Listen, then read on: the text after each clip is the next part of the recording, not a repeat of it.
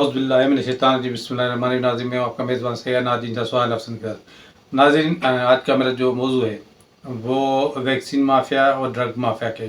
متعلق ہے۔ Drug mafia اور ویکسین مافیا کے متعلق جو ہے ریسرچ آئی ہے۔ ہم ایکچولی جو ہے ریسرچ بتاتے ہیں وہ جو میڈیکل میں ہوتی ہے، باقی جو حکمت کے علاج میں یا طب نبوی میں جو تحقیقات بتائی گئی ہے، جو چیزیں بتائی گئی ہے جن کی وجہ سے ہمیں بہت سارے فوائد ہیں، جس طرح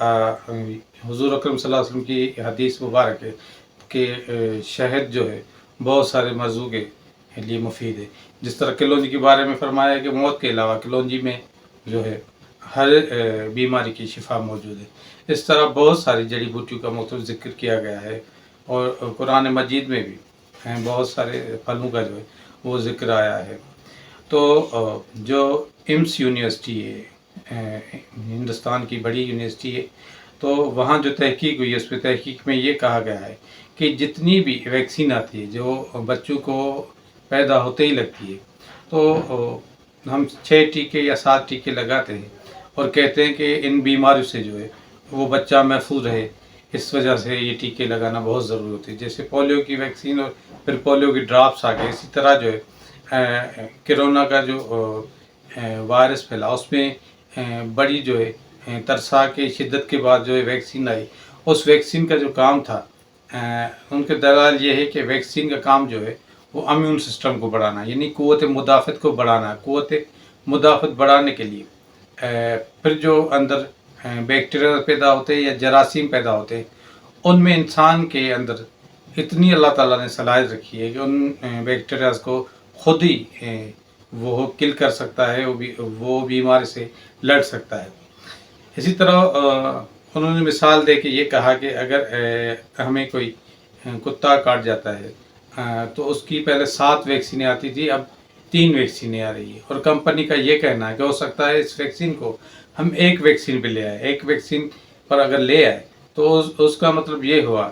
کہ ویکسین کی تعداد کیوں کم ہوئی، کیونکہ پہلے جو کمپنی کی پروڈکٹ تھی وہ پروڈکٹ 7 ویکسین کی وجہ سے ایک ہی کمپنی ہے جو کتے کے کاٹنے کے بعد ویکسین بناتی ہے۔ اب یہ جو کمپنی ہے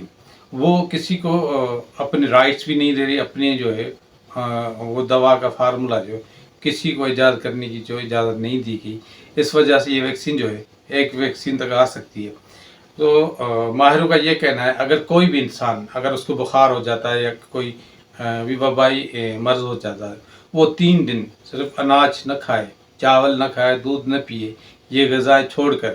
اس کے متبادل وہ فریش جوس پینا شروع کر دے۔ جیسے کہ گنے کا جوس ہو گیا، آپ کا جو ہے موسمبی کا جوس ہو گیا، آپ کا گاجر، مولی، یعنی کہ جتنے بھی فروٹ آتے ہیں اس کا جوس ہو گیا۔ ان جوسوں کے پینے سے اس کا امیون سسٹم جو ہے وہ اتنا امپروو ہوتا ہے کہ 3 دن میں وہ کسی بھی بیماری کو شکست دے سکتا ہے۔ اور روزمرہ کے استعمال میں ہم اگر یہ جوسز لے آئے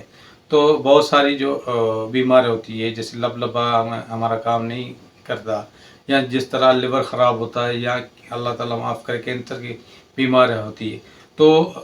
ہم جو ڈیٹاکسیفائی کریں، یعنی جراثیم ہمارے جو ہے وہ اگر ختم ہو گئے، جیسے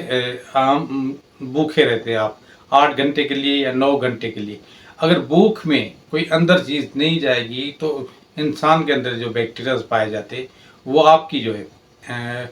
غذا نہ ملنے کے بعد جو اضافی غذا ہوتی ہے اس کو کھانا شروع کرتے ہیں۔ اس کے کھانے سے جو ہے آپ کا ویٹ بھی لوز ہوتا ہے، دوسری چیزیں بھی ہوتی ہے، اس وجہ سے ہی ڈائٹنگ کی جاتی ہے، اور روزہ بھی اسی چیز کی کڑی ہے جو اسلام کا بہت ہی معتبر چیز ہے۔ تو ان نہیں مختلف جملوں کے ساتھ میں اجازت لوں گا کہ ادویات پہ پھر کوئی پروگرام کریں گے کہ ادویات کی مافیا کیا ہوتی ہے، کیسے بزنس چلتا ہے، کیسے مارکیٹنگ ہوتی ہے۔ اپنا بہت خیال رکھیے گا، اپنی صحت کا، اپنے آس پاس کا۔ اللہ حافظ۔